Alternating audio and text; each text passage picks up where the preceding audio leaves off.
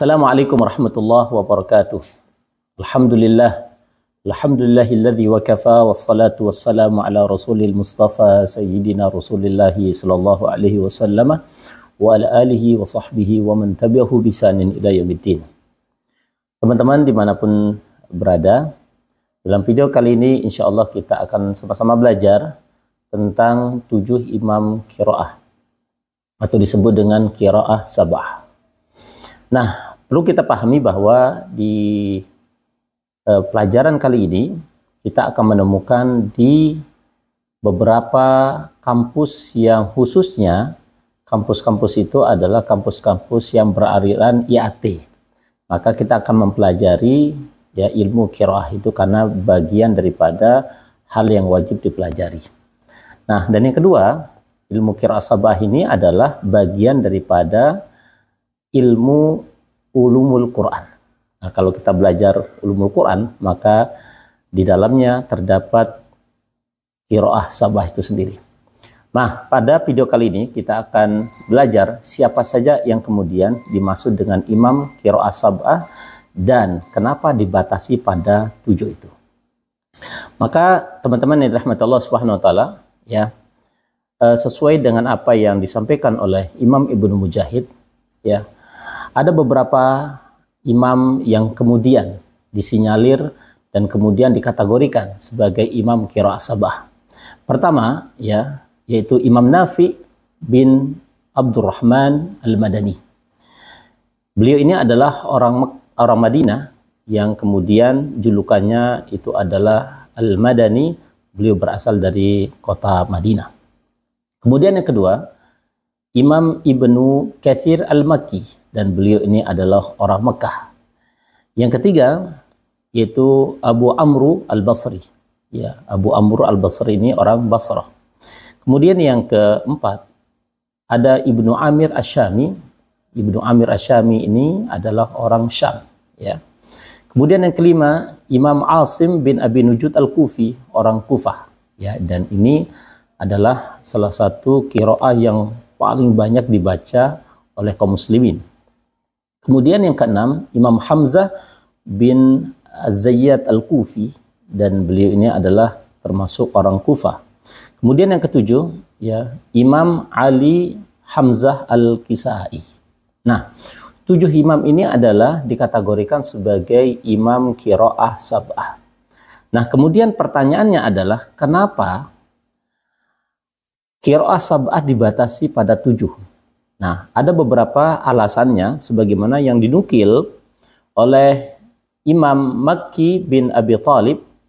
Ya, beliau kemudian memberikan 2 alasan. Alasan pertama terinspirasi dari jumlah mushaf yang dikirim ke 7 negara Islam ketika Sayyidina Utsman ibn Affan memerintah. Dan disitulah kemudian mushaf-mushaf yang kemudian ditulis di zaman Sayyidina Utsman itu kemudian dikirim. Nah, pertanyaannya kemana saja itu mushaf-mushaf itu dikirim?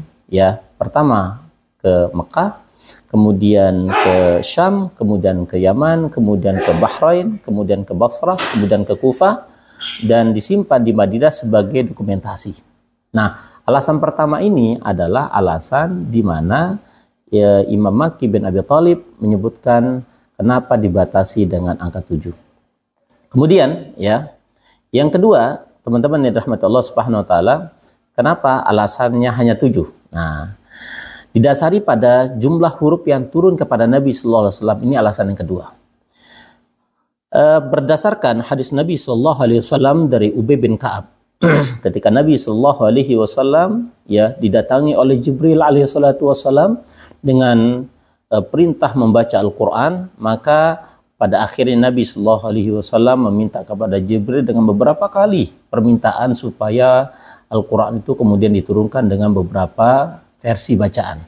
Sampai pada akhirnya malaikat Jibril alaihi salatu wasallam membawa kabar gembira kepada Rasulullah sallallahu alaihi wasallam dengan mengatakan, "Ya Muhammad, innal Qur'an unzila ala sab'ati ahruf faqra'u ma tayassara minhum." Wahai Muhammad, sesungguhnya Quran ini diturunkan dengan 7 huruf dan bacalah dari yang paling mudah. Nah, dari sini kemudian para ulama seperti Imam Makki bin Abi Thalib mengatakan bahwa Quran itu diturunkan dengan 7 huruf, dan alasan yang kedua ini adalah alasan yang paling kemudian kuat. Kenapa kemudian Imam Ibnu Mujahid membatasi imam qiraah itu ada 7.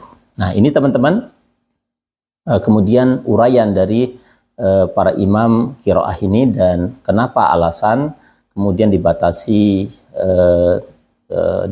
7. Nah, pertanyaannya begini. Bagaimana sih ya variasi bacaan imam qiraah sabah itu?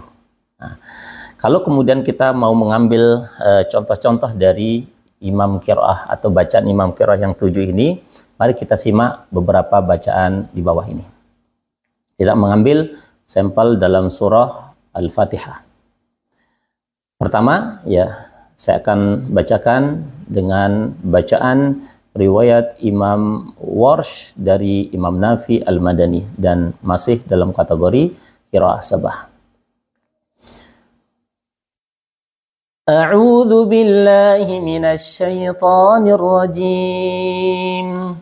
Bismillahirrahmanirrahim. Alhamdulillahi rabbil alamin. Ar-Rahmanir Rahim. Maliki yaumiddin. Iyyaka na'budu wa iyyaka nasta'in.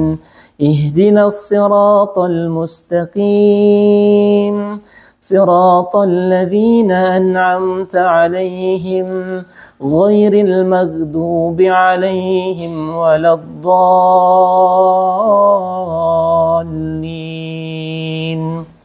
Nah, ini ya contoh bacaan riwayat Imam Warsh dari gurunya Imam Nafi Al-Madani. Dan perlu diketahui teman-teman, bacaan Imam Warsh atau riwayat Imam Warsh ini, ayat pertama dari surah Al-Fatihah itu dihitung dari bacaan Alhamdulillahi Rabbil Alamin.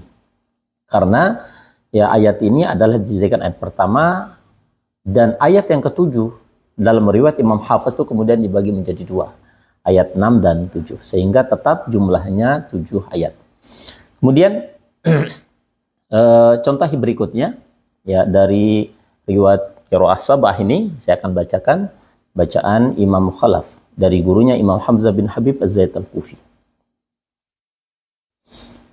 Alhamdulillahi Rabbil Alamin.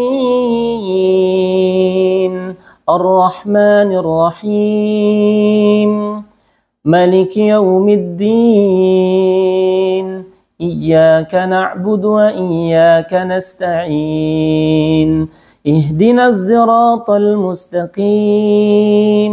Siratal ladzina an'amta 'alaihim ghairil maghdubi 'alaihim waladdallin. Nah, contoh yang ketiga ya teman-teman, yaitu saya akan coba membacakan qiraah Imam Ibnu Katsir Al-Makki. Imam Ibnu Katsir Al-Makki.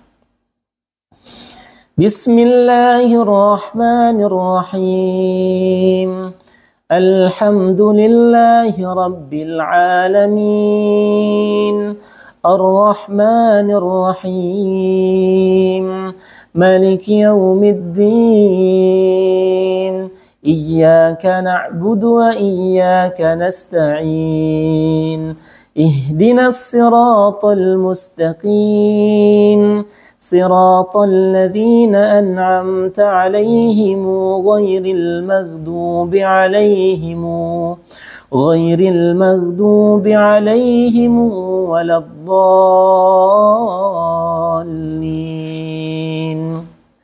Nah, ini beberapa contoh dari bacaan a'immatus sab'ah, yaitu imam-imam qiraah sab'ah, dan mudah-mudahan ini memberikan gambaran kepada kita, oh ternyata Quran itu bisa dibaca dengan beberapa versi bacaan. Dan teman-teman, nah bagi kita yang mahasiswa, mari kemudian kita menggali ya pelajaran ini, karena pelajaran ini adalah pelajaran yang sangat mulia. Makanya ada satu ungkapan ya, kullu syai'in yartabit ma'al Quran fa asbahu syai'un 'azim. sesuatu yang melekat pada dia Al-Quran pasti akan menjadi mulia. Maka tentukan hari ini kita mulia karena Quran, dan kita mulia karena kita belajar Quran, dan kita mulia karena terus kemudian mendalami Al-Quran. Maka sekali lagi bacalah Al-Quran dari versi yang paling mudah. Ya, kalau kita bisa hafaz, bacalah dan hafaz. Kalau kita baca dengan riwayat Warsh, baca dengan Warsh. Kalau kita bisa dengan Qolun, bacalah dengan Qolun. Ya, karena itulah perintah Nabi sallallahu alaihi wasallam, faqra'u ma tayassara minhu, bacalah Al-Quran dari riwayat yang paling mudah yang kita bisa. Nah, mungkin ini teman-teman yang bisa saya sampaikan. Mudah-mudahan bermanfaat bagi kita semua. Hadanallahu wa iyyakum. Assalamualaikum warahmatullahi wabarakatuh.